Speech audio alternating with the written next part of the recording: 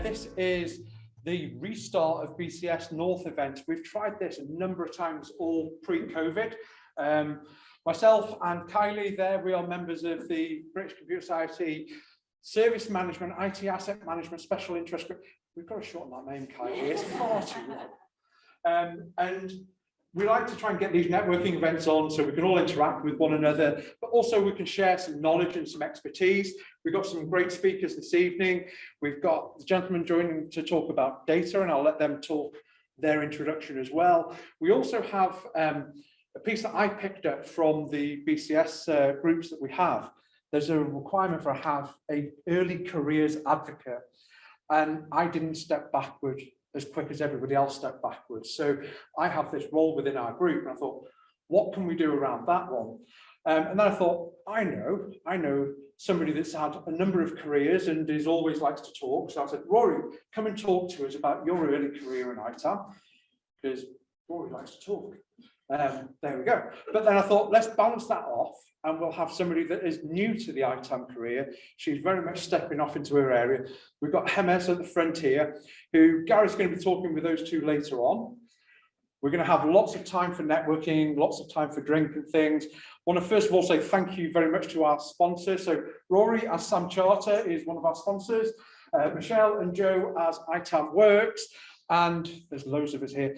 Gareth, Hemes, Richard, Paul, me. Yeah, that's it. That's all of us from B Digital, and we're also sponsoring along these here. So thank you to everybody that's sponsoring us. That's what's allowed us to have some free food and drink this evening, and also this lovely space that we've got tonight.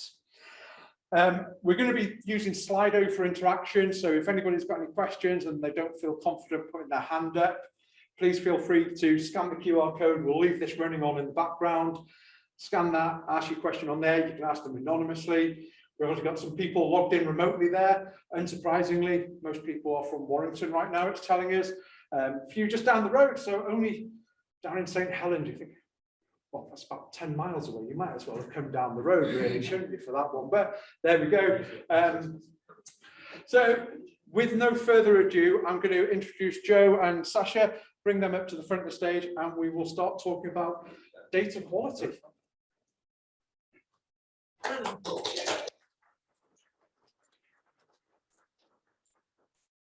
So, do we need to present ourselves? Actually? But let's start with the question. Let's start with the question. It's a stand-up act anyway. Yes, we don't have it's like the cheap version of Morecambe and Wise as Rook North.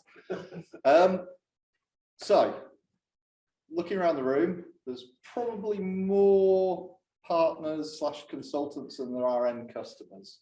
So, we're going to change it up a bit. How many of you, and you can put your hands up as just a brief indication, have implemented tool sets, tools to gather data within your organizations or your customers? Okay, good amount, good amount. Have you got that tool to every device? And when I say every, I mean every device in those customers or within your organizations? no hands at all. No hands at all. Not a single one. One, okay. Yes, but it wasn't right. Okay. You know, an office Yeah. So, I have a different question. Do Okay. so when you work with that tool, or you work with it on a daily basis right now, do you trust it? There must be a reason. But it's, I mean, Yeah. I did expect at least 5 hands to go up, but 2 Yeah. points, I would say. Trust it to a point. Yeah. Okay. Do you trust it to a point because of you not getting it out to every machine? So you know straight away that data is flawed because you have not got full coverage. Part of it? I think problems with recognition, application recognition libraries as well. Okay. yeah, but that's one thing. Would you agree that the main problem, even before you get into the application recognition, is actually getting the tool to, I wouldn't say 100% of devices. I've never seen 100%, and I've seen many tools. 97-98% of coverage is a reasonable number. Is that the main problem, that you don't trust the tool, or is it the application recognition quality? What recognition quality? Recognition quality. But from my own personal experience, I would say recognition quality. And I've seen that across a number of tools where applications are being recognised as one thing, which I know can't be correct based on other evidence. Okay. And also add as well, there are certain institutions and organisations I've worked with in the past where they'll black box part of their IT estate because of reasons of classification and security and what have you. So aiming for that 100% is never on the agenda anyway. So that comes down to the scope. Yeah. Okay. Yeah, good one. So can I interject? I wanted to draw it on the whiteboard. It's a very simple picture. So we don't need to introduce ourselves to the audience here. Everybody knows us to an extent. If you want to find me on Google, you can find me on Google. I don't want to spend much time. Alexander Gorev, you can Google me, find me there, read all about me, and that's it. That was my one-liner. So one of the things that I had to develop for a company I was working for, together with Dan Barrow, who's sitting over there, we had to basically overnight create a some maturity, I would say management maturity framework for service providers. And what we immediately realized when we started doing so, that we couldn't take a regular software asset management maturity model, some maturity model, and apply it to service providers, because it's one of those areas where trustworthiness, or as Grammarly says, quality of data, it always corrects me, says, you know, it's such a nonsensical word, trustworthy. I can't even pronounce it, you know, being a Russian. So what we came up with is an XY diagram, really. So here we have coverage. I'm a lousy writer. And here we have quality or trustworthiness.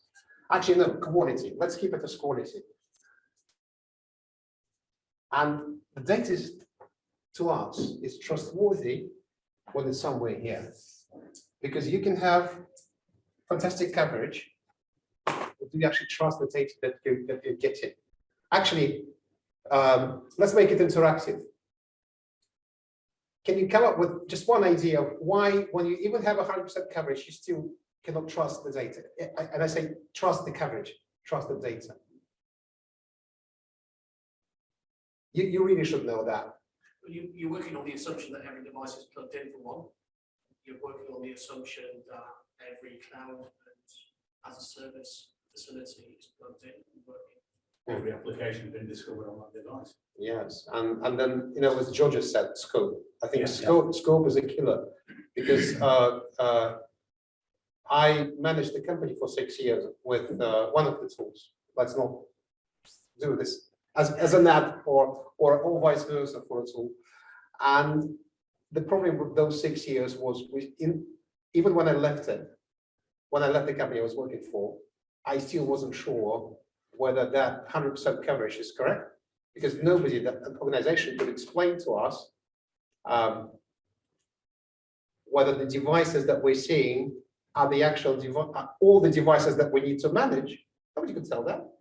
And also whether there are pieces of infrastructure that actually we shouldn't even see because they are outsourced together with licenses. So we had 100% coverage, but no idea whether we're managing the right assets. And the same story was with licenses. So, and that is probably that. See, it wasn't obvious. You know, we didn't have like a whole forest of hands here telling that.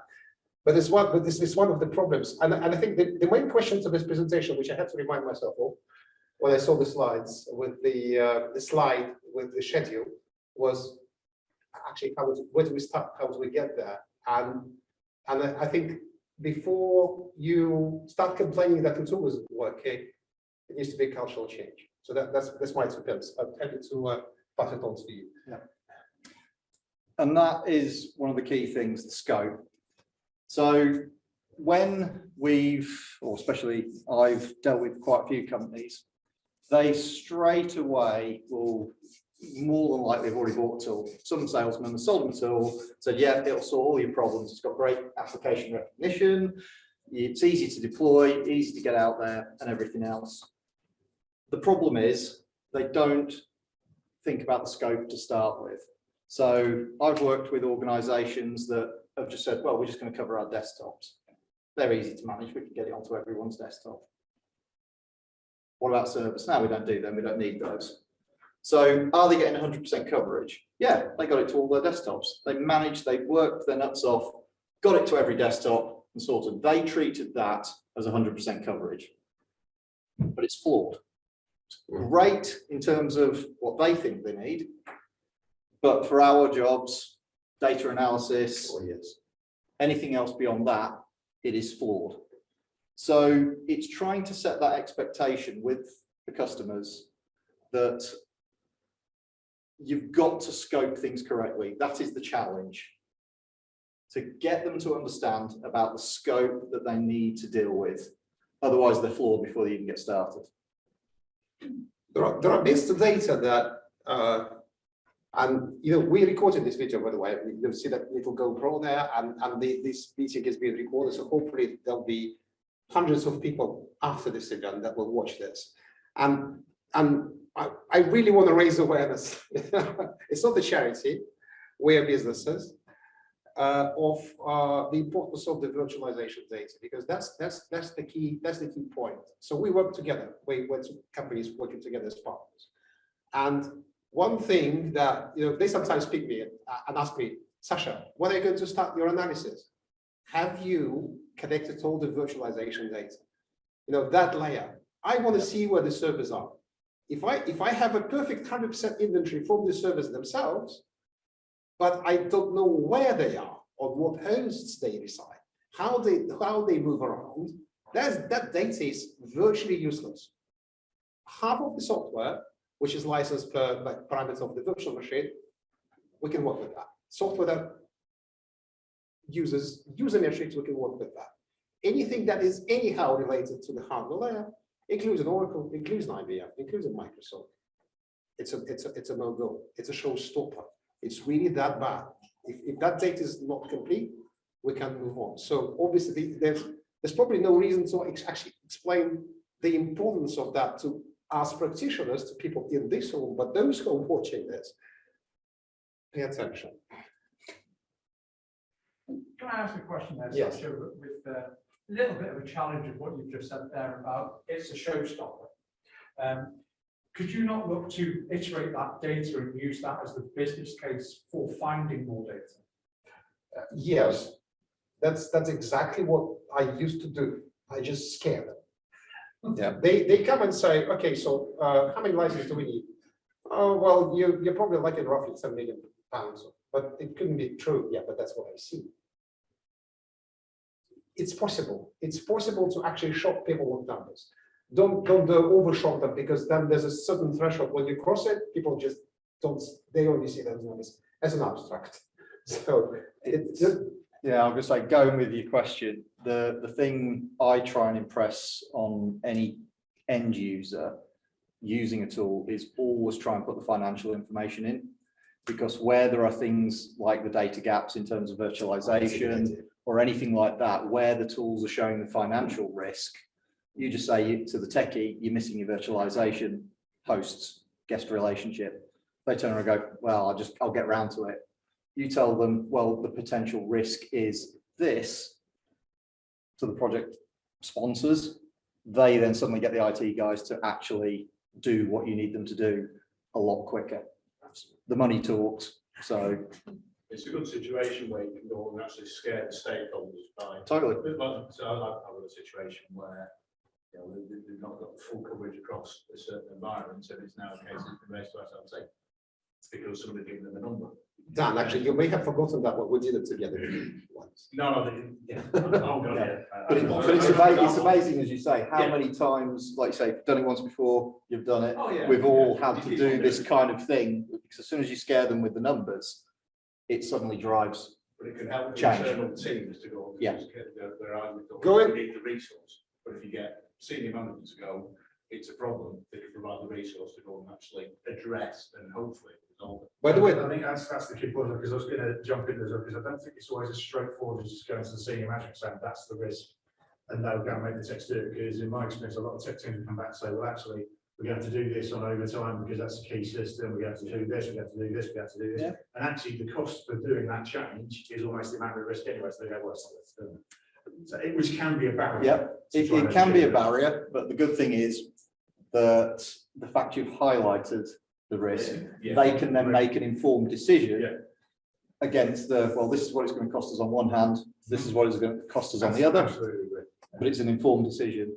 Without the data, again, as you say, they're just flying blind. Actually, you know what, we get into the answer to the question of how do we make people think? How do we get there? Because Yep. we can be fantastic, all of us here can be fantastic IT asset managers. But if there's no buy-in from the teams, if there's no buy-in from the executives, if there's no buy-in from the client or the company we work for, then penny doesn't drop. Actually show them the penny, and then it actually drops, and then it starts working. That's a good idea. So what we already covered is scope is important. So we shouldn't forget that, because without the scope, I mean, seriously, that situation that I just described, that there are entities that shouldn't be in the tool.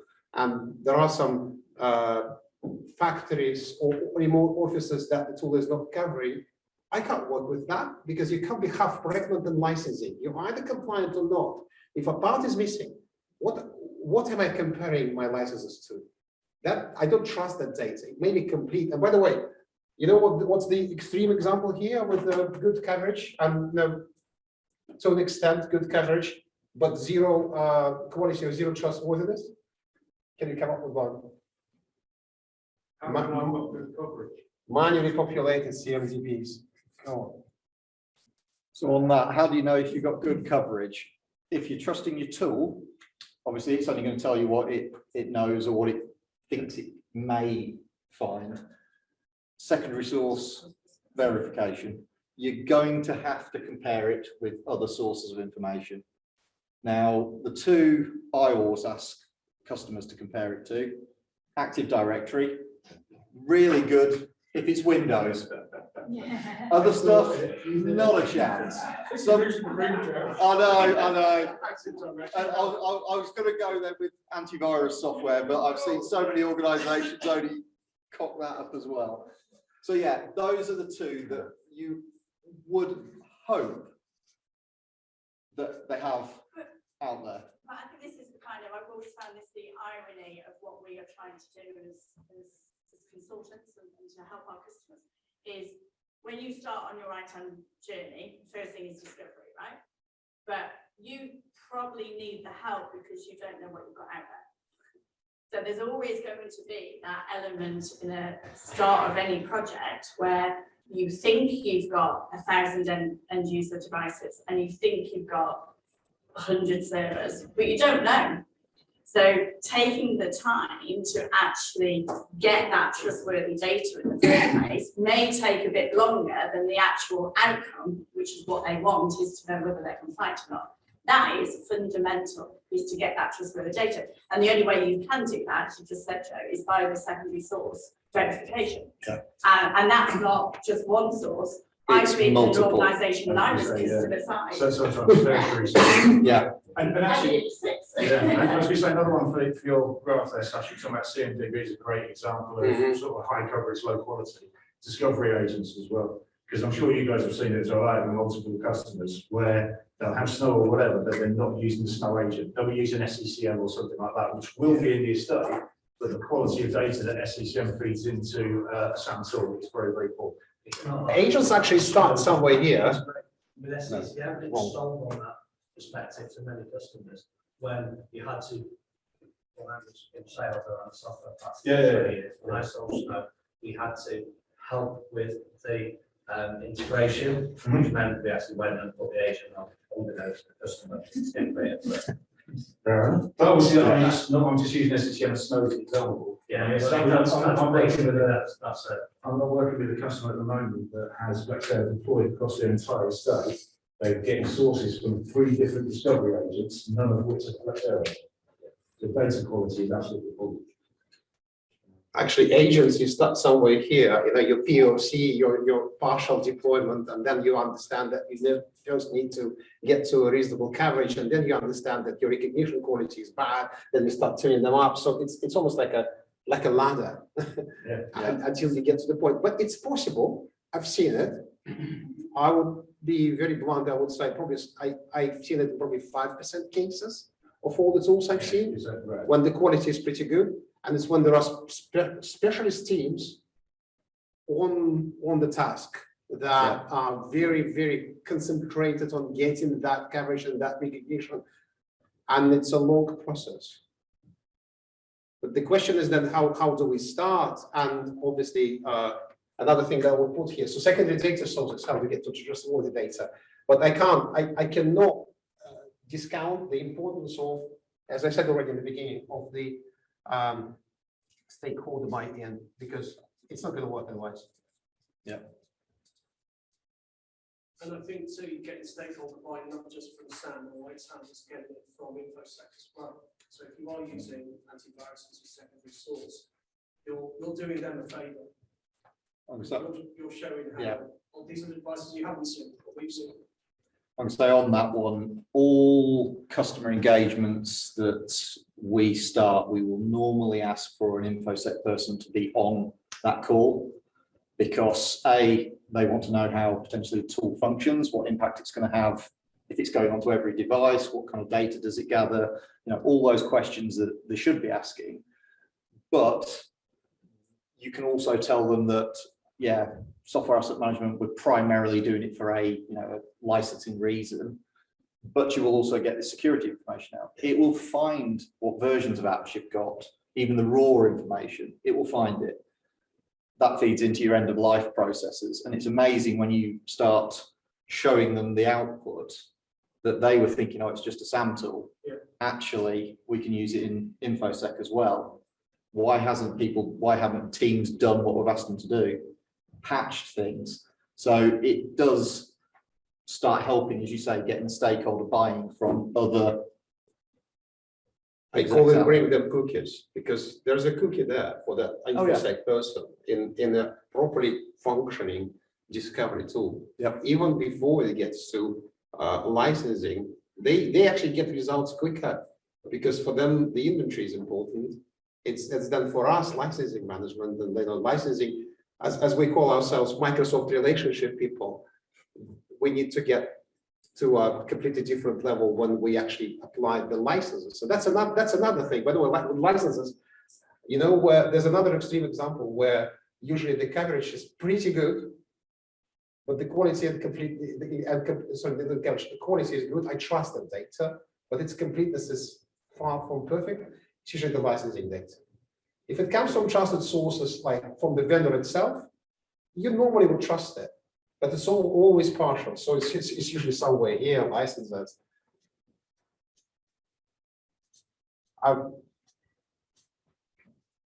But let's not go into detailed examples. So someone's asked the question, most companies have difficulty getting exact figures for the numbers of sites, users and employees. Why do you think you'll ever be able to get complete data? But that's exactly the question of the scope, which we started from.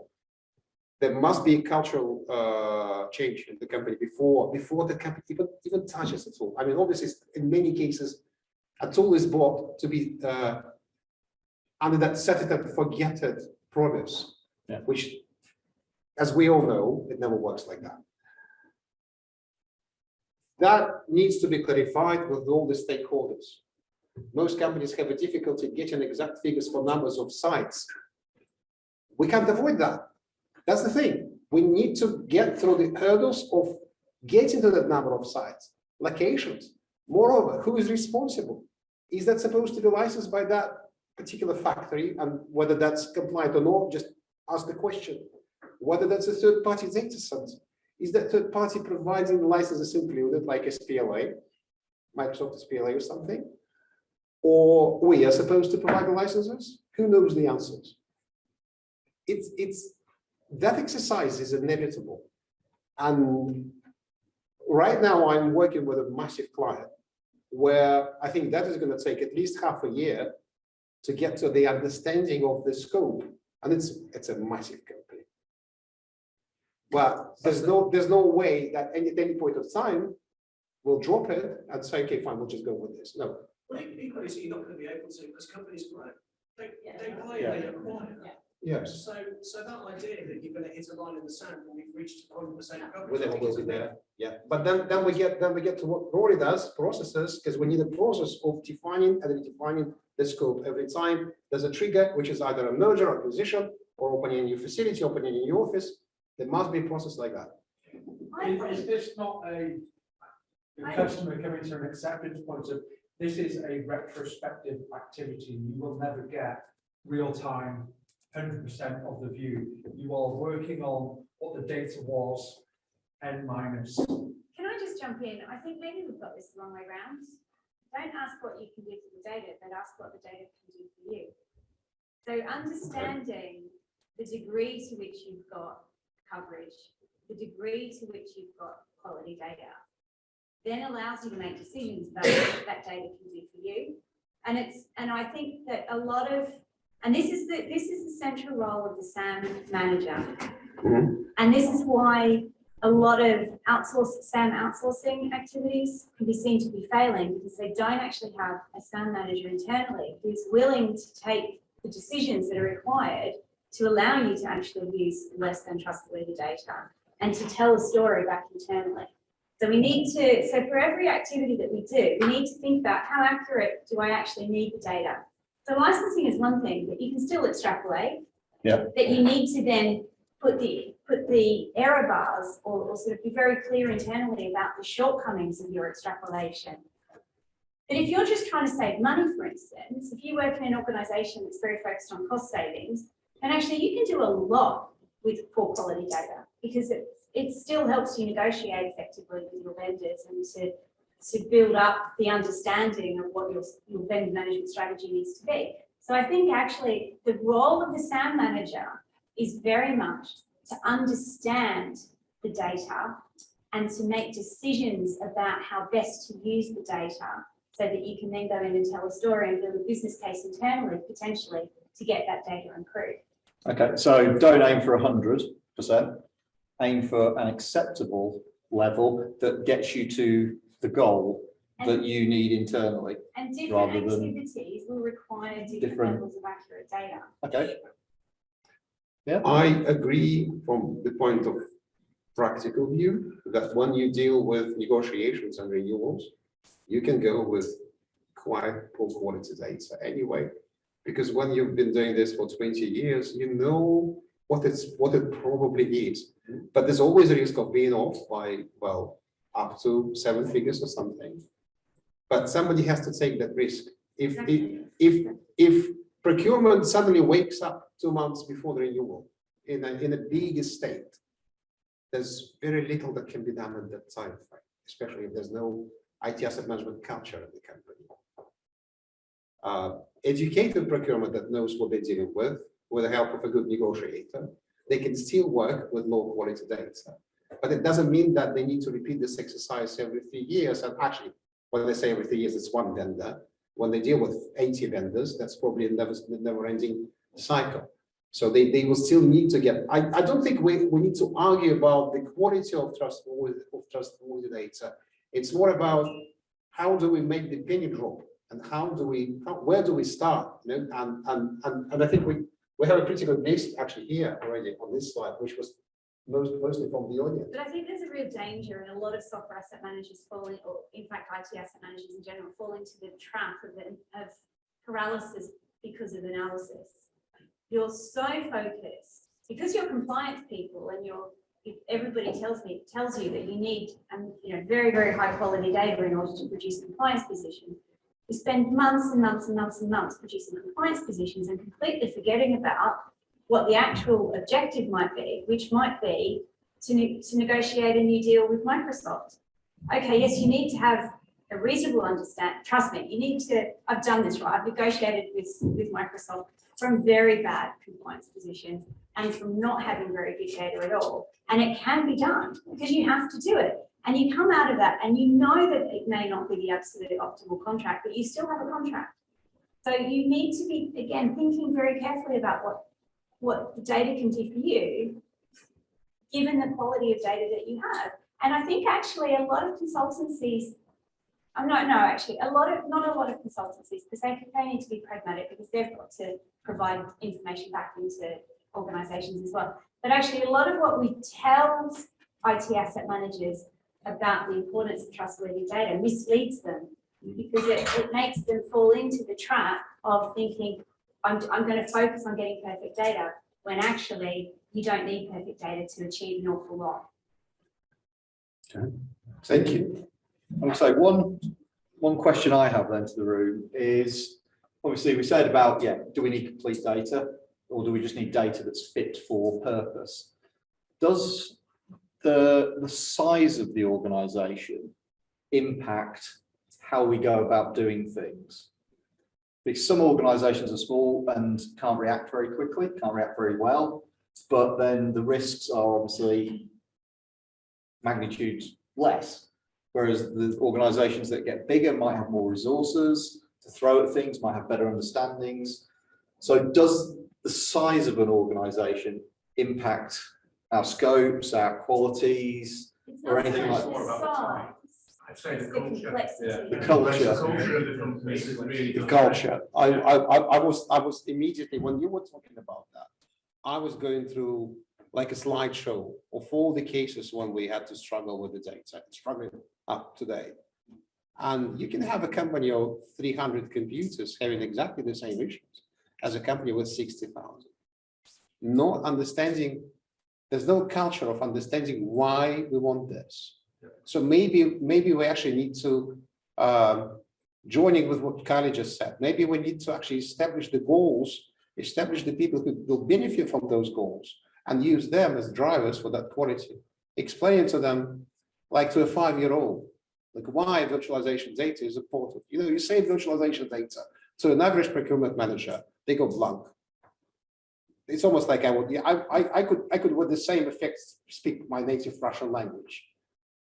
But if I explain to them that there's a difference between zero debt to the vendor and 10 million, hiding that, and I can't see it, so can you please call the right people and explain to them that they need to help us? You know, there are people that need just to execute and stop asking questions. This is probably how we need to drive that. I think it's complexity. And it's also about the organization, the way the organization structures itself.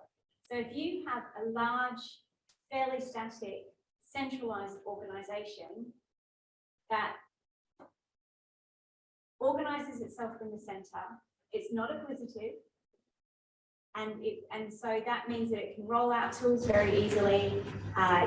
You've got very clear lines of control. Then it's actually the size of the organization. The way it doesn't really matter, because you'll get the tool rolled out, you'll get good quality data, you'll be able to put in place the governance that allows you to build up a virtuous cycle of quality data that people trust, so therefore it gets used, so therefore the trust builds.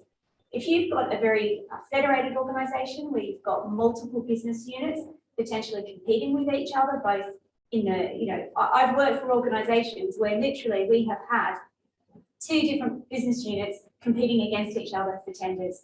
I mean, that's happening at a business level, let alone at an IT level. So if you're in that sort of organization, the way you manage that organization has to be very, very different. But also the quality of the data you're going to get out of that organization is going to vary from one business unit to another. It's extraordinary. Yeah. And then add in acquisitive organizations where they're constantly bringing in new business units, then that just adds another level of complexity. So for me, culture is important, but you can help build up that culture of, that virtuous cycle of quality data. But if you've got a really complex organization where different business units manage themselves and some are very profitable, so they're just going to do whatever they want to do and nobody's going to tell them otherwise, you're going to really struggle. So you have to, again, coming back to what can the data do for me? You have to understand where your data is poor, make allowances for that, communicate internally very clearly the impact of that poor quality data, explain what different business units are doing, try and bring it all together in some way, So in that respect, where you have the different, let's say the different business units all functioning against each other, competing, you're almost talking about tailoring your approach to the data on a per business unit level. So aside from the C-level buy-in, you're having to deal with a different approach that one business unit wants data of this aspect, another one wants it in a different way, to show the benefits, show the quality at differing levels and different scopes, to make them actually all buy into it and see the benefits of it. I have spent hours, and Stuart was with me, taking, hundreds of thousands of lines of a Microsoft licensing statement and dividing it up into 14 different business units so that we could actually figure out which business units were licensing themselves correctly and which business units had a massive compliance problem. Then you had joint ventures as well. Yeah, we did have joint ventures. That is the part of the trustworthy data, because sometimes when you get the Microsoft licensing statement, which is a document that you get from Microsoft, I'm explaining, Don't get it these days. with all the, supposedly all the licenses, I need to also add that note, not everything is on it. And you can't take it at face value. You have to sort it out to the point when it's trustworthy. For example, the licensing summary, if you're not aware, if you ever get the Microsoft licensing statement, delete that tab because it's useless. This is not even a joke. I have never seen it be inaccurate, even based on the data inside that file. The professionals only work with the transactional data. That's it. That's all we take. Just want to raise another point as well, just on that very definition of quality. Yeah. You know what I'm thinking, by the way, Rory? I've been thinking for many minutes here, stated here. You remember at the beginning I said I would put trustworthiness here, and I said no, quality. Actually, quality is this. Quality is the combination of this whole thing. What led out to me was that, we're talking about coverage and it's great, it's good, and it gives us visibility and knowledge. But when it comes to quality, of course, when we're aiming towards that ELP worthiness that we talk about data, we'll have installations on the IT estate that need recycling, that need removing. Yeah. So to anybody who's listening who's embarking on SAM in the first place, don't automatically assume that you hoover everything up on the IT estate and everything has to be licensed. There could be stuff on there that you need to get rid of. Do that before you generate the ELP. Don't do it afterwards. In terms of that, it was a great example. We've just, or I've just embarked on a project where they're trying to do exactly, they're straight away, they're solely focused on the licenses. They've got to get the licenses into the tool. And they are devoting hours and days and weeks of effort to get licensed in.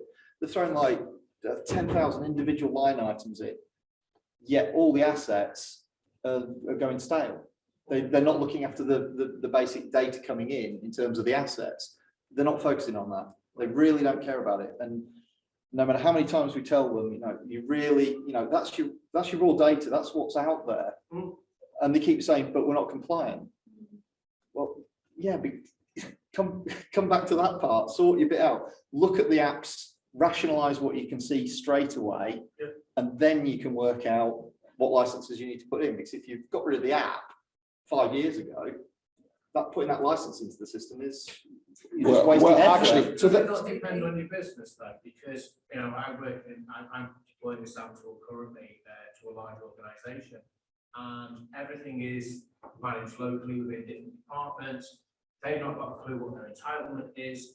So for me, the easiest way to find out what I need to find out is get the tool out there. Let's see what we've got. Then we can start looking at the individual areas to find out what licenses we need that they could possibly have purchased, possibly have not, and then we actually know where we are. But by all means, can I say something? Yeah. Chip in. I think anyone, even with bad coverage and bad quality of data, can start benefiting from the tool if they know what they're looking for, and if you can even promote the tool internally to help implement it. If you're implementing a tool, and you can see a bit of data that may be interesting to that department, to the IT sec, to the procurement, to the hardware asset managers, to collect the inventory of the hardware assets as well. I mean, that's the essential part, isn't it? It's not the software even. And I think that's an interesting way to achieve, which for example, I haven't thought about, to achieve vendor buy-in, to manipulate those people into helping you by showing them that they already, with the partial coverage and questionable quality, I would say like this, they can already start benefiting from it. And we had a good example, by the way. So I remember 7-8 years ago, we were deploying one of the tools to a large organization, and internally they recognized that they can already do that. So when we approached them after I wasn't a salesperson, I was just a consultant.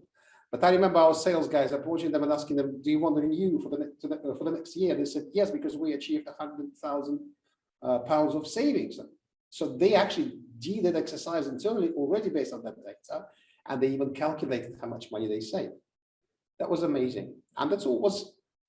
As I said, that's that example when I worked with that tool for 6 years and I left, it was still not perfect, but they were already benefiting even from that kind of data, and that helped with.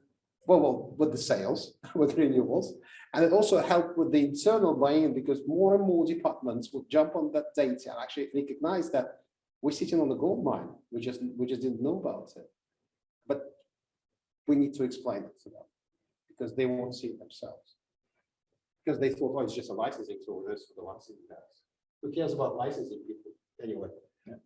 There's another scenario. I mean, we're assuming that we have control of the data, and of course, in a lot of particularly large organizations, we don't actually have control of the data. We have to rely on a CMDB, for instance, that's been rolled out. And I think it's a good question to ask when you are in that scenario, which is happening to more and more software asset managers particularly. So for instance, you know, they're in a ServiceNow house, and so they have to use ServiceNow SAM, ServiceNow Discovery, etc. What is it that those people should be doing in order to make up for the failings of the enterprise, the CMDB structure, the fact that, you know, I mean, a CMDB is very generalist. It's specifically focused, well, a good CMDB will be specifically focused to support service management and application service management and that sort of thing. SAM is just one of the many things that is consuming CMDB data. So what would be our recommendations for software asset managers in that scenario to help them cope with the shortcomings of the CMDB, but also what can they do to, for instance, improve it so that it does meet their needs better? You know, one way of improving CMDB is actually connecting it to automated source of data, because in the majority of cases, I'm talking about personal experience. CMDB is completely disconnected. So the data is pulled in there manually from spreadsheets, from CSVs, from random sources, in many cases outdated. Integrating a centralized CMDB, and I don't question the value of CMDB because it's an overarching tool. It is the kind of knowledge center for the organization about all the assets and whether the quality is good or bad. And then achieving that quality of that data, what helps is actually connecting it to live data sources and then understanding why certain bits are still manual. And maybe that's a question of corporate culture. So do you want to summarize? Because we're coming to the top of the presentation. 2 minutes. I watch the time. Yeah, those who are online, I hope they can see this in the camera. If you're not asking your question, you're missing out. This is a Q&A session. It's interactive. Yeah. Okay. Well, in the final 2 minutes. So summary. Scope. Do we thin it down? Do we alter it? Do we dynamically come up with scopes depending on business organization structures, the cultures? Again, we've got that aspect of things. The quality, the side of things, the coverage, I should say. Yeah, again, goes back to the scopes, goes back to the organization buy-ins. Can you get it out everywhere? Do you need extra stakeholder buy-ins to do that? Comparing it to secondary sources to make sure you've got the full coverage. Yeah. think not forgetting what's the customer goal. Yes. Yeah, Let's not okay, forget that. let's not forget the customer goal. What are they trying to achieve? Yeah, I would say, we can get there. It's possible. It's not going to be achieved in an instant. And as we already, many of us said together, it's IT is a living organism, and we always play the catch-up game. It's still possible to be in a pretty high quality position for that. Sorry, I was trying to find the right words here, but I obviously failed. So yeah, thanks very much. Thank you, Yeah, everybody. thank you. And, yeah, we leave in the stage.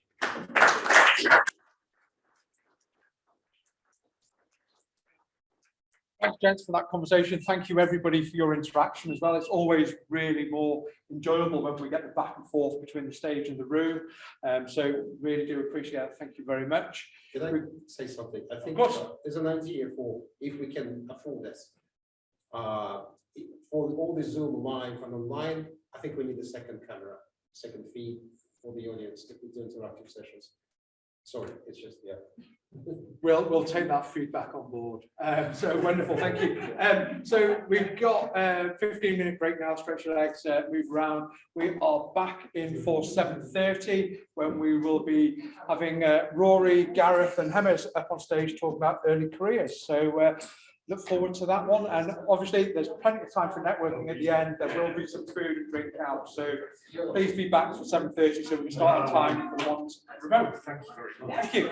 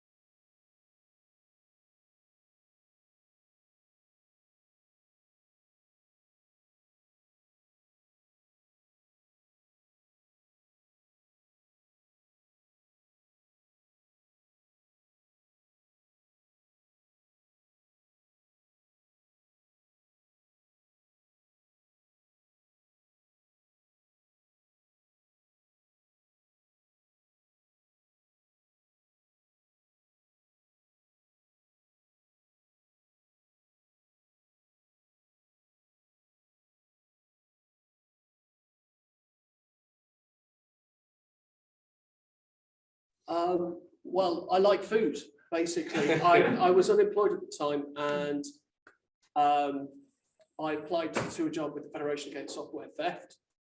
They have two sides to their business. They've got the enforcement side that sort of, gets hold of people who are nefariously using software, piracy, etc. And then you've got the other half, which was the bit that I worked with, whereby you guided organizations through a program of software asset management.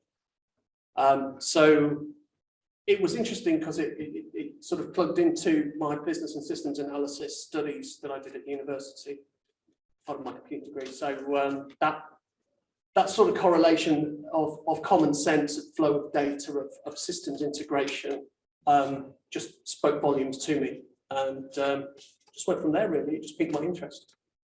Sure. So when you first got into the industry, then how did you see it playing out? Was it just a job for you in the sort of? Did you have like a short-term view on it? Did you think it was going to lead on to other things? How did you sort of? At what point did you know this was something you were going to be doing seriously enough for a career as opposed to just a job? I think when it didn't feel like hard work, because it's amazing how many people. God, I sound like such an arse now, but it's amazing how many people will ask you questions where you want to grab them by the lapels and say, "This is common sense." Where's your common sense gone? There's a lot of logic to this. It's a lot of it is very difficult to refute then at that point. I was being asked questions from Maidenhead, for example, all these internal account managers. What's the standard sort of steps in a change routine? Blasted it back on a text. Oh wow, Rory, thank you very much. Oh wow, you're a ledge. No, I'm not really. It's just common sense. That's all it is. So when that started happening, and it happened more than once, I realised there's something here to get a hold of. There's something to sink my teeth into, and try and make a proper career of it. Then at that point, yeah. Sure. So looking back now, I'm not sure how long ago it was, and maybe we won't go down that road. But in terms of how software licensing, ITAM generally, how it was then, what are the sort of the biggest differences between that world and the one we're in now from an ITAM perspective? I think pace of change, and I think probably pace of change. So when I sort of got plugged in first, it was very much a case of one license equals one install. That was the mantra, and that was the given assumption across all vendors, and that was your starter for 10. This day and age, you can't think like that. Sure. Increasingly with products going to the cloud, be they SaaS, be they IaaS, whatever it may be, you're pulling in hardware elements, you're pulling in third-level metrics. You can't just say, "Oh, that's the install there, there's the license, job done." So that's changed.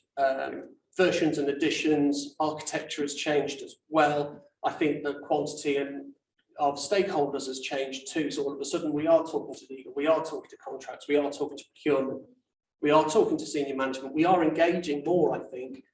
When I came in, it was very much, there might be a SAM manager, or there might be an IT manager who's been given SAM to do along with these other 47 jobs. Sure. So it's become more of an established career and discipline within IT now, which I think is good. Yeah, sure. So what about training then? In the early days of your career, I mean, were you was it just totally on the job training? Was there anything formal or structured in terms of getting you up to speed with different vendors and so on? It was very much on the job training with FAST to begin with. I think ITAM were there or thereabouts. However, they were very US centric. So they didn't, get their feet wet coming across the channel. They always struggled to get partners, I think, in the UK and Europe. What else? You started to get vendor training as well. That sort of eked through. Microsoft were sort of early adopters of training other people other than their staff. And then, you'll have the resellers. And after I left FAST, I had a short period of time at Trustmark. So all of a sudden, getting to grips with, an introduction to Microsoft licensing, for example, I had to get a couple of MCPs for my trouble. I got them, and then no sooner had I got them, I never used them again. So that's because I went to work with Flexera at that point. They wanted me for my process skills, not my licensing skills. So yeah. So again, as SAM as a discipline has matured, the opportunities for training has matured, and now you'll find third parties and independents who are offering training such as Sasha. And they're all around the world as well. What I tend to find, you know, previously it used to be sort of very UK based, the training that was on offer, and it's just sort of expanded en masse now. Sure, makes sense. So if you, looking back now to that early part of your career, what advice would you give to yourself coming into the industry? What would you tell that guy right now, knowing what you know? Oh, good question. Get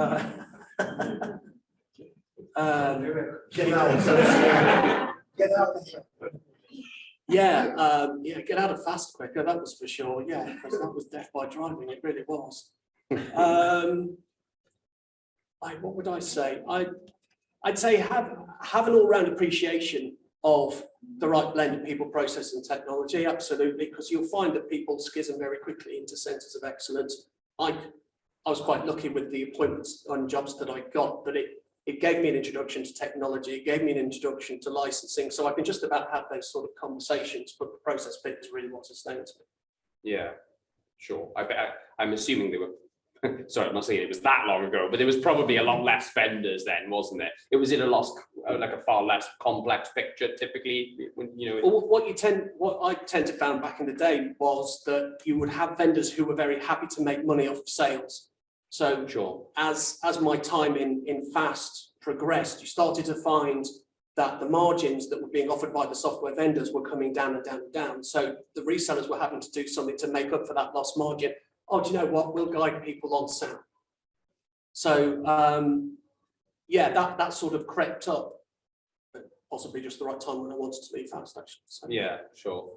Well, let's come back to that because I think you've touched on some really interesting things there, but I wanted to move on to you, Hemes. Obviously, you've come into the industry in the last year or so. So, I mean, maybe should we just start with the pre-TAM years then? Yeah. Obviously, everyone's busting to know about what I was talking about, maybe in terms of you being in front of microphones. But do you want to tell us a little bit about yourself prior to university days and how you sort of, how you sort of moved towards a career in IT, first of all? Yeah, I feel like it wasn't really like a linear career to IT. So when I was younger, I really liked life sciences and stuff like that. So during my A-levels, I geared myself towards doing biomed, and I did that for my undergrad at Royal Holloway. And then I quickly realized I didn't actually like the job of it. I liked just the subject. So my mum is actually in IT, and she's always wanted me to be like a woman in tech and things like that. So I was quite inspired. And I did a master's conversion course in computing. And then, yeah, B Digital was one of the first companies I applied for, and I got the job. So that's how I got into it. So why didn't you pursue biomed then? Why did you pivot towards the wonderful world of IT?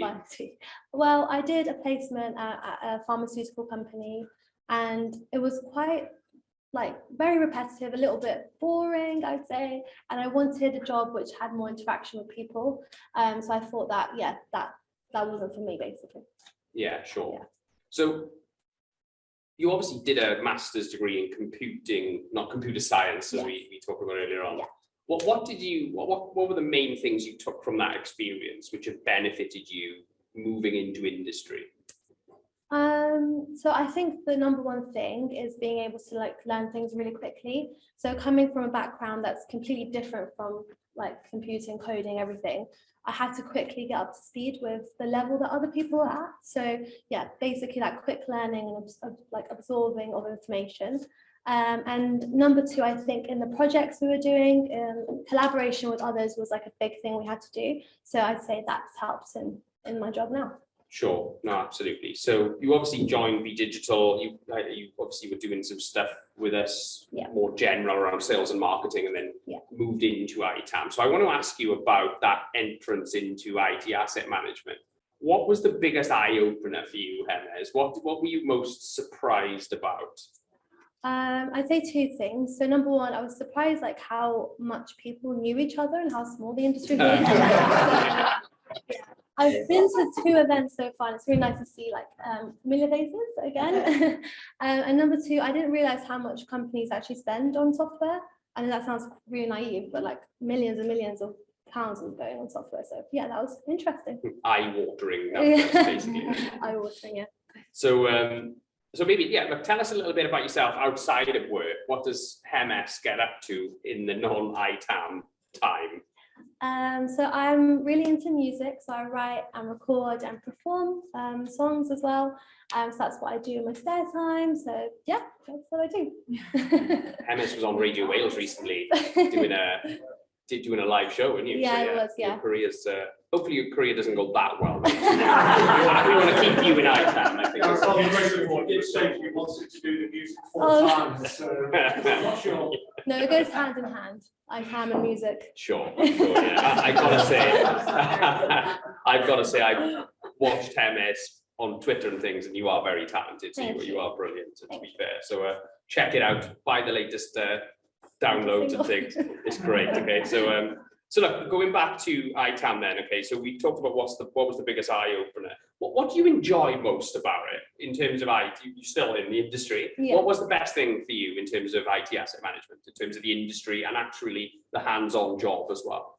Well, I quite like, talking to people, and I feel like by joining meetings, especially shadowing Stuart a lot in the beginning, I got to see that interaction with clients, and I feel like I've gained a lot of confidence in that. So I'd say that. Yeah, working with people mainly, I'd say. What about on the licensing side then? Like things like jargon and stuff like that. How have you managed to pick up the lingo, the ITAM lingo? How have you got on with sort of, familiarizing yourself with the key terminology? Well, I'd say that's still work in progress. So there's lots of terminologies and stuff that I'm still trying to get to grasp with.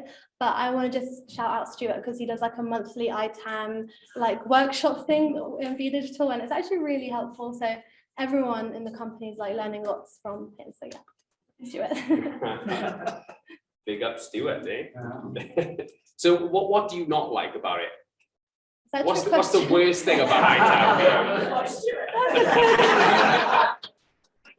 No, I like everything.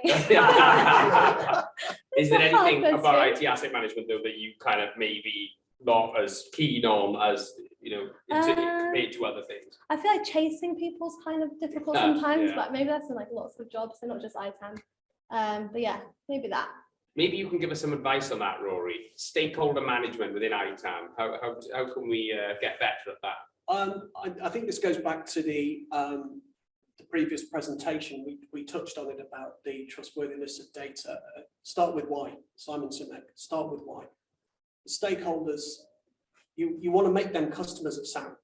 So it's not enough that say legal might be periodically engaged with. Explain to legal why it's important to the company, why it's important to them to engage, for example. And the same runs through for procurement, for operations management, for service management, for InfoSec, whichever sort of area of the business that you actually engage with. The consequences of you pitching in means that we can help you to do your job better. Yeah, absolutely. That's a good answer. So just out of curiosity, Rory, I don't know if you're in this situation very often, but if you are interviewing somebody for an entry-level ITAM role, if you haven't done it, maybe just imagine you were, what kind of soft skills would you typically look for in the individuals?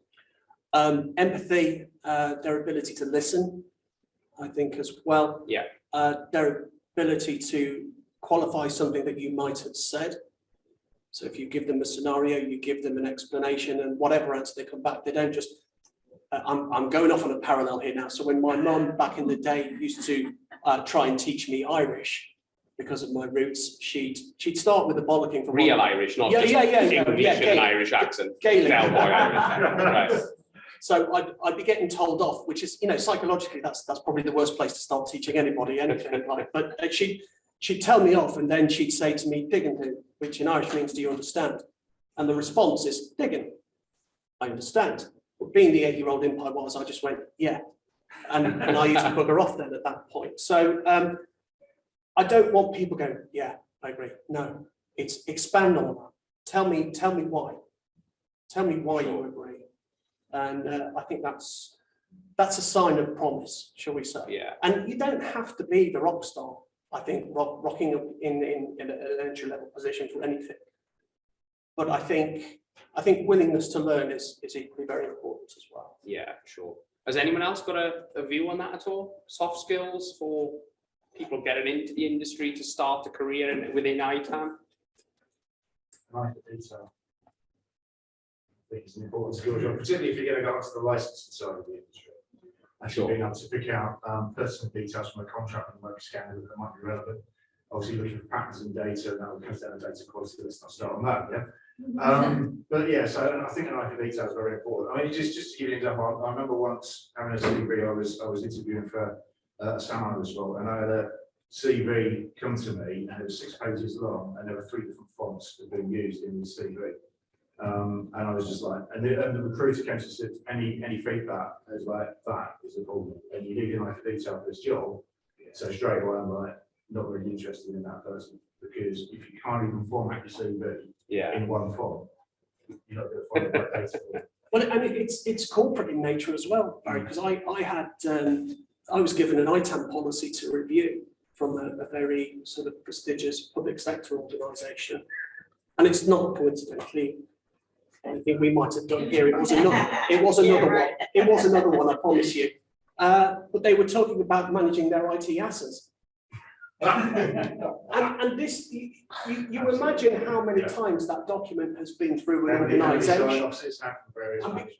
Because spell check didn't pick it up. Yeah. A great example of that as well is when I was doing things early in my career, I put documents out and senior management would go, that's too technical, we don't understand it. So the approach we took was we went to the Clear English campaign. If anyone's ever seen this, it's called a crystal mark. And what it says is any document that has a crystal mark can be read by anybody with a high school education. So when you then put that in front of the board and they still say, I can't read it, you go, have you got a high school diploma? Because you really should be able to read that. I think one of the most challenging skills for any IT asset manager is what I call context switching. And this is the ability to be very detailed, one moment, and then to be able to lift yourself out of the detail and be able to talk to, say, a middle manager. So it's enough detail that they're able to relate it back to their own, to what they're doing in their own world. And then the next level is, say, a senior manager. So you're taking out, almost removing all of the level of detail, but actually starting to think, well, what is the senior manager wanting? How are they approaching things? You've almost been beating the proverbial elevator pitch. I'd say that's What such do a you- good this is- point. it's It's the context switching, and it's really, really hard. Yeah. Most people cannot context switch. They can only stay in the detail, or middle level, or the strategic level. It is a skill that you have to build on that bit, don't you? So you might not necessarily know it. You've got somebody who can guide you through that. Yeah, And and you the do more know you that, practice- good shout out, you guide me a lot of my that's something I really push on my team. It's hard, you're right? Sasha, did you have something to add to that? I just want to say, imagine now a student just out of college with that case. That skill that you develop, I don't believe anybody, I mean, obviously there are unique people. Agreed. But that particular skill is not the soft skill that you bring in with you when it's your first or second job, I don't believe so. Attention to detail, I would agree 100%.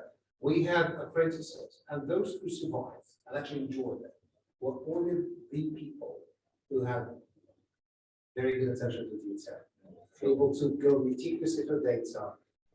And sorry, that may offend somebody, but I noticed that bad grammar is not obviously a showstopper in this industry, but good grammar is an indication of somebody who's attentive to what they do. But there's so many roles in ITAM, right? So yes, you need people who are attention to detail if they're doing a role where you need that. Absolutely, yeah. But then there are other roles in ITAM where you don't necessarily need to be that licensed expert and have that attention to detail. Yeah, absolutely. So the range of roles within ITAM is not constricted to the license and data analysis. Yeah. And I think we have to remember that. But the level of attention to detail, definitely, but good attention to detail is important, isn't it? Common sense. Yeah. And that's kind of where we go, that like common sense, if you can see somebody that they've got something, yeah, look at someone who is open to challenging something. And that doesn't have to be like confrontational or whatever it is, but just to ask those questions, be inquisitive, like really try and push into things, dig into the detail. That's really key thing. So I say that's a lot of it. Yeah, I'm going to say something, right? yeah, I'm going to say something that again might offend people, but it's not rocket science, right? What's installed? What do you have licenses? What processes do you have wrapped around it? That's all it is, right? We'll point out that NASA failed their Exactly. Point. Can I drop in also accept the nonsensical things, because in ITAM, and especially in licensing, so this is about the specialization of licensing. In licensing, there is no common sense. There's no logic. Sometimes there's no logic. It's, you just need to accept that it's just the way it is. It's how they want it to be, and you have to comply, or you also using the software. And that is the thing that many people, even grown-ups, still struggle with. Yeah, but again, it's back to knowing your audience and then tailoring your messaging back. It still might be a licensing review, negotiation, contract negotiation, whatever. But again, it's back then to who are you presenting back to? Stakeholder with Yeah. it. And you have, you know, and again, it's different skills for different roles. Yeah. And I'm not a licensing, so my teeth in, consultant. You know, and that's just not where I specialize. And I'm on the other side of the fence, where it's about what's, again, is best for the customer and what we can deliver back. Can I ask one question for you, just really interested, it's a personal thing. Go for How it. many of you here are, or you can rephrase it, you know, how many of you here are not from the IT background? You got into the ITAM. I was going to ask that question, yeah. Who fell into it by accident? Interesting. Everyone. There's a difference between falling into it by accident and having an IT background. Yeah, definitely. There is IT and IT, right? Is it IT as you're a programmer, or is it IT as you have an understanding of what IT technology is? Because being a coder, you can be great at coding and you'll be shit at licensing. Yeah. Even though you need to be extremely logical. I disagree with your point earlier about the logic in licensing, because it has, the rules exist, there is a logic behind it. Yeah, there's No, logic, no, no but logic I don't behind agree it. with the word there's logic behind it. Well, that's also something different, but you don't need to be a lawyer to read a contract. It depends on the vendor. Depends on the contract. No, so you will, a contract by definition, and lawyers will tell you that it is an interpretation of the text. You can interpret it as a vendor, and I enforce this. You can interpret it as a customer, and I'm against this. My understanding of deployment is my understanding. The logic you apply for a vendor will be different to another vendor, but there is a logic. As a skill that you need to have is more than common sense. You do need common sense in a lot of things for a lot of people. But the logic to apply a rule consistently for a vendor, or even for a vendor, you have no idea what the logic is, but a named user, a concurrent session, a concurrent user will have something in common, always a logic that you can apply. Having that logical view and analytics for data, on licensing, licensing is a very specific case of ITAM, but it is necessary for a lot of things because, as you mentioned earlier, I think, MS, is we don't realize how much money is spent in software. And that's where the industry makes the money. That's what we all here fight against, right? It's about how to optimize, how to generate savings, and how to fight audits. Because it's all about how much it costs to actually license the software. We don't care about what the benefit of the software actually gives to the company in terms of, achieving results, achieving benefits, achieving financial results. Okay, that's great, by the way. I think you've been some great points there. I just wanted to bring it back to the panel. Rory, do you have a sort of overarching view on this in terms of what the guys have talked about? We heard contact switching, lots of things there. Do you want to just sum this question up so we can move on to the next one then? I'll do my best. The expression that was coming to mind when everybody was offering their opinion there is really change is the enemy. You know, you can spend lifetimes learning licenses, but there's nothing to stop Microsoft, Oracle, IBM changing the terms and conditions in 6 months' time. You've got to be one step behind that change rate. And the same applies to any IT estate as well. You have to be in sync with the changes that are going on in the company, be it mergers and acquisitions, be it rolls out of new technology. We were talking there earlier about coverage and quality of data. How many of you who are doing an end user organization job are plugged into what's going on in programs and project management? You know, it's the first time you find out about IT estate changes is when the technology appears and you go, well, you know, you should be getting notice of that ahead of time. So being able to predict the future, be in sync with it, is going to stand you in really good stead, I think, regardless of whether it's licensing, technology, process. Sure. So how do you keep your skills current then, personally? How do you stay on top of changes in the industry to ensure your capability is current? Try and stay in the groove with what's going on with ISO 19770 to shape it and influence, to be on the inside of that. I attempted just after Christmas to take a Python for data managers course, only to find out that I hate programming. It's official. That was the black spot in my degree. I couldn't get past it. To think about the work that I've done, particularly with Kylie, how do we productize that? So we've got a process kit. It's, you know, ISO aligned, 19770 aligned. How do we turn that from Visios and PDFs into code? And that's where we're going at the moment. So what are you learning at the moment then? I think it's the interaction of other businesses and how to get on in the ecosystem. I was more driving at the other thing you're learning at the moment, the course you're on. Oh, the crime fiction course. Oh, good lord, no, that's on a par with, I'd say on a par, but it's not successfully as singing. So yeah, I signed up for a crime fiction writing course with the University of East Anglia, and I seem to be getting positive feedback from the course instructor. So I haven't quite weaved that in yet. No. Can you go back to not putting the ship idea on? It's the great prayer. It's not a plan B. I'm not looking to turn myself into J.K. Rowling with a view to sort of, you know, making movies and God knows what else. It's just to give my sort of creative juices an outlet. Hold on. I mean, J.K. Rowling, she's in by that. She didn't expect it. No. We never know. Maybe our kids will, read in your books everywhere. So. I'll be changing my name and waving to you from the deck of my phone. So can we take a couple of questions from the online listeners then? Maybe let's Could be in the room as well. Oh, okay, fair enough. And so apologies if you're here. They've all got the same name, so we go with anonymous one. To both Rory and Emma, what skill from your pre-SAM lives has been most useful for building your career?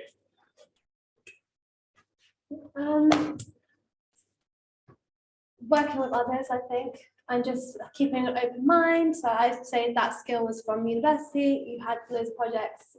Yeah, I'd say using that skill every day. I was going to say, understanding the flow of information through an organisation. There's a lifetime ago, I was in the Royal Navy, working in the ship's office. My boss was the correspondence officer who had multiple jobs, but he saw his primary role being polishing the diving store and keeping that tickety-boo, when he didn't realise that actually he was the eyes and ears of the captain. So being able to understand how data flows through an organisation, I think is, yeah, that gave me a real head start, I think. To answer that other question, what is FAST? That was the Federation Against Software Theft. Which I think in the actual FAST or FAST limited? FAST limited. Okay. Yeah. Brilliant. So if we can just go on to the middle one, is there anything that would turn you away? I'm assuming that means for progressing a career in ITAM. I think that means to say from progressing a career in ITAM. Is there anything that would turn you away in terms of what you know about the industry or whatever? I think if I stop being challenged, I think, and stop learning, that would be it. But Good answer.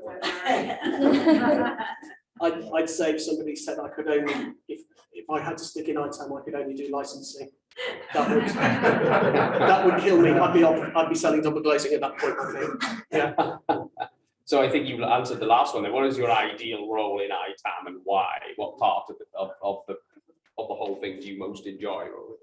I think it's the problem solving, really. It's going into organisations and fixing what's broke, because there seems to be no end of supply there, really. Yeah, it's problem solving. Absolutely. Sorry, one question about this. So problem solving is usually what makes an engineer. Do you define yourself as an engineer in what you do within processes, ITAM engineer? I have in the past called myself a process engineer, yes. There's process engineering. I think that's a very interesting thing to say. I absolutely don't see problem solving as being an engineering problem. I think problem solving as being a people problem. It's interesting that we've got really fundamentally different approach to what is two different words, two very simple words. For me, problem solving is about people. How do I bring the people on board? How do I work with the people to drive change? Yeah, It's I always agree with you. people, though. I don't think it's I thought always that quite an people. interesting comment, I'm sure you can put that. Yeah, it's really But it interesting. is the sort of interpreting. I am an engineer, but I've never worked in engineering. But I can do, to answer the question, what the past experience brought me is problem solving. Yeah. My engineering school taught me about how to resolve a problem in different ways, the cheapest, the fastest, the whatever. And that's what I use every day. Yeah. Because that's the only thing I take from the work. But it conveys so much value, like I study politics and I do problem solving every single day. Yeah. And I like to work with people and I work, like, adapt within the environment and get the best from people and solve problems that way. And I think it's bringing all those different skills together, which ultimately makes you do it, right? Going back to the very textbook, people, process, technology. Equal with them. Sure, absolutely. So the last question is, would you advise to build upon? Sorry, Gary. So, Hemant, where do you see your career progressing? What's your ideal role? I feel like that's still an ongoing question for me because I've only been here for like a year. I want to see what there is and what options there are within ITAM. So yeah. Have we scared you off yet? Not yet. Good. The opposite. Good, good. Have you got any more questions for Hemant? No. We will come back. We will come back to that. Sorry. Would you advise to build upon the existing skills for an easier entry into ITAM and FinOps, or just dive in and learn the job? What's the sort of best on the job training? Or? I'd say it's blended. It's got to be both. You can't. I don't know. That was me personally speaking. Yeah, it's a blended approach. Yeah, sure. What do you have a view on that, Hemant? I like being thrown into the deep end a bit. So yeah, that's me. I think it depends on the person. Yeah, every agreed. organisation is different no matter what you do. You can't go into one organisation and say it's exactly the same as what we were working on 6 months ago. Everyone's got their own issues, their own quirks and familiarities. And like I say, on the job, get in there and just learn. But are these down to your own personal learning? Well, Ways, you things, can learn from the text or whatever, and it's like, yeah. all of a sudden you get into real world and it's slightly different. Yeah. It's situation as well, isn't it? Because you're not always given the opportunity to learn about something before you have to do it. I mean, I remember my very first role in South, which Trevor will remember as well. And I've never done licensing, never done SAM. I actually fell into SAM because I wanted a job where I could work from home. And I was part of an outsourced contract with one of the biggest IT outsourcers in the world at the time. And they're taking this massive managed service contract from a big insurer and hadn't factored in software asset management. So they never recruited internally for someone to do SAM. And I was like, oh, can I work from home? They said, yeah, right, I'm in, let's do this. Very first job I had to do was an IBM license position for an IBM estate worth something in the region of £75 million, because the licenses were being diverted from the client to the outsourcer. And I did not have a bloody clue. And what would that be today in the inflation, Gary? A lot. I mean, the insurance company said, well, one of the biggest consumers of IBM software in the UK at the time. So it was a massive mistake. And I just got thrown against you need to do that. And I had to go and learn everything I could about IBM licensing just to do that job. So it all comes down to, I mean, me personally, I prefer to learn on the job and actually throw myself in and do something. Sure. But I think it's important to bear in mind you're not always given a choice. Sometimes you might just be told, go and get on with it. And I think in a lot of end user organisations, that's probably true of a lot of IT asset managers. But I think people need to take responsibility for their own education. One of the most frustrating things I see working with end user organisations is that the IT asset manager doesn't take ownership of their own education and their own learning. So they'll just consume, they might go on a course if their organisation sends them on a course or whatever. But I would actually always say to people, look, you need to take ownership of your own learning. And if your own organisation is not going to help you do that, then you need to go out and you need to do it yourself. It's expensive to pay for a course, for instance, but it's well worth it in terms of the contacts that you'll make and the theoretical framework that you'll gain through doing the course. There is so much available online. And we're really privileged to have Alexander here, who just spends a huge amount of his time putting information out there for people so that they can take advantage of it. You've got to there's so much free information out there, go and grab it and learn it, but you've got to do it in your own time. If you don't have time within your organisation, your organisation doesn't encourage that. Because otherwise you're just going to end up getting stuck and staying stale. And if there's one thing about this industry is it is constantly changing. You cannot stay stale. Yeah, your career is something you work at. You don't just participate. Yeah, that's the thing. Yeah, absolutely. So can I ask you, how do you typically stay current then with yours? What I asked Rory earlier on in terms of staying on top of the latest trends and changes with certain vendors and stuff like that. How do you typically go about that? So it's constantly being alert to what's going on and being subscribed to different channels and that sort of thing. Constantly reading, constantly taking the time to review things. I always try and attend a conference every couple of years because there's nothing like being at a conference to be given, to be able to listen to different views, to meet people, to talk with people. Organising events like tonight's events is so important. If you attend an event, you meet other people and talk to them and also hear the content. So it's really, you can't rely on courses in this industry. You just can't. You've got to be out there engaging with people and lapping up all the information that's available out there for you. Sure, absolutely. So we've got 5 minutes left then, Stuart, yeah?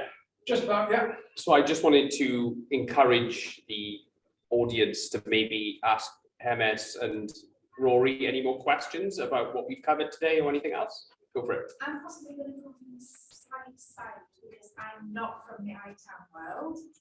I'm actually from project management office. I run business change, so very much business analysis, project management side of things. But obviously with requirement gathering, especially when you're looking at new technologies and things like that, there's very much an appreciation of there's a business architecture, IT landscape out there. What advice would you give for building that relationship between project management office and ITAM to be able to make sure that relationship works and you've got what you need if the business haven't got a representative into the project? So the point at which you've architected out a solution and you've designed your technology stack as part of that sort of project initiative or the multiple projects that you might be working on, that would be the point at which you start to reach out to to Sam then at that time or ITAM, because you're going to onboard technology and you're not going to do it as a project. Well, sorry, the implementation might be viewed as a project, but the technology in the long term is going to become business as usual. So there has to be that transition away from your office to whoever is going to be looking after the technology then at that point and the governance that ITAM will apply. What ITAM and Sam should be doing as part of their business hierarchy in the tool, they should have a folder full projects and programs.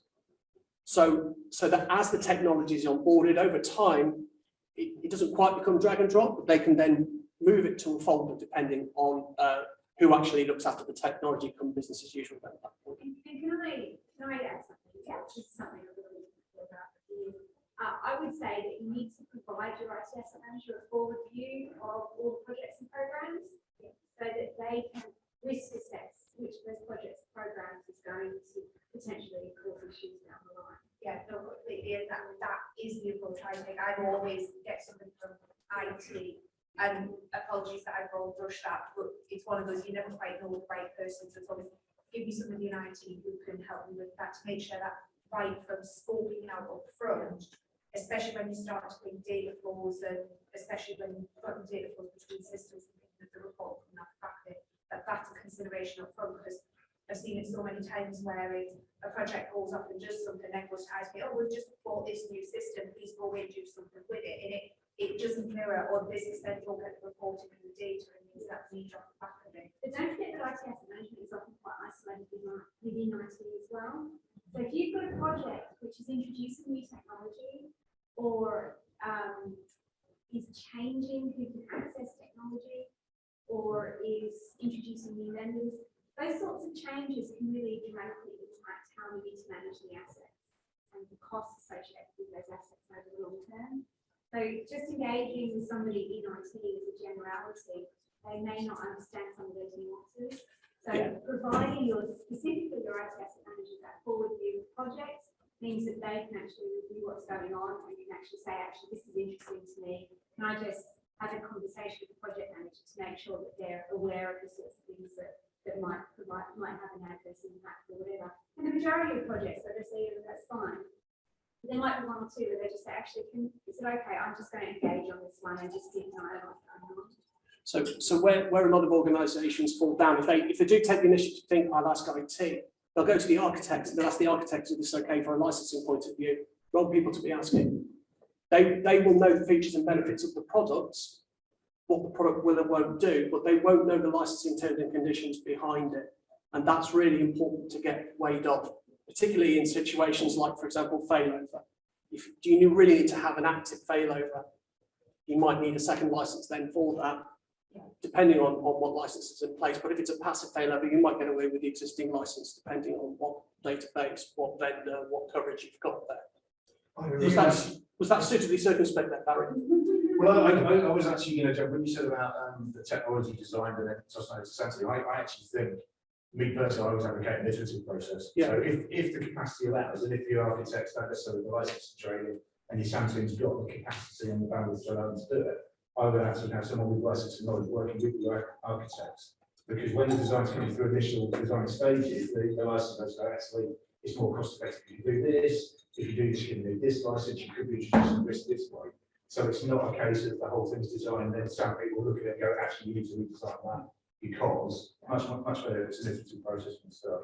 Question. How often does that actually have to fix somebody that view? Very rarely. Then, guys. It's normally a bandwidth issue, it's normally a capacity issue where Samsung just don't have the time to be able to look at designs as they come through. Sorry, guys. That's what makes We're going to have so much more. We're going to have to draw it to a close. Question to get your opinion because of your specialty. There was something, Trevor, did you want? I was going to say, Barry said it. Right. But, and also the beer is starting to come into the room as the food will soon be coming into the room. So I think it's time to wrap up. Yeah. So yeah, thanks, guys. I mean, yeah, we're just gonna have to draw it to a close. But big round of applause for the guys in the panel.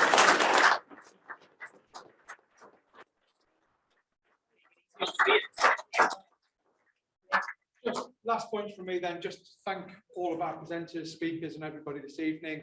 Yeah, this is done by volunteers, so this doesn't happen unless you come forward and say, hey, I've got something I want to talk about.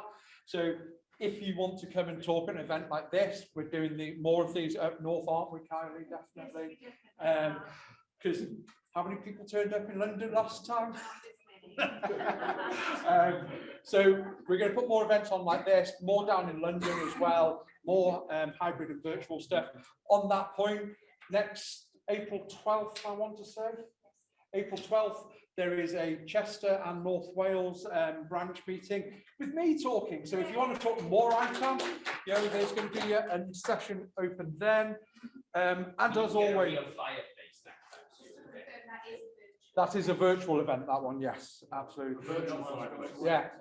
So the other one of asking of everybody is, if you want to get involved with the committee, Kylie, we're always looking for people who want to take an active role, aren't we? And we So probably need somebody to support Stuart to organise an event up here as well.